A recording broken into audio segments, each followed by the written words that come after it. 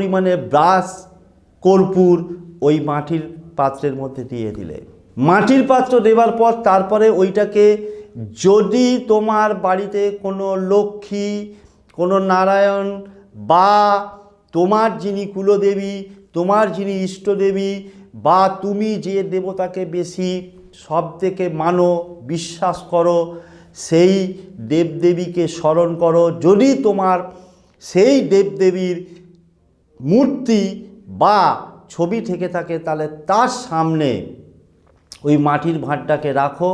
মাটির ভাঁড়টাকে রেখে তুমি তোমার মনস্কামনা জানাও।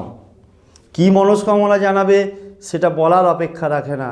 তবুও যারা আমার চ্যানেলটাকে নতুন দেখছে বা আগামী দিনে আমার এই চ্যানেলটাকে সাবস্ক্রাইব করবে, তাদের উদ্দেশ্যে বলা যে বারবার আমি আমার প্রত্যেকটা ভিডিওতে বলি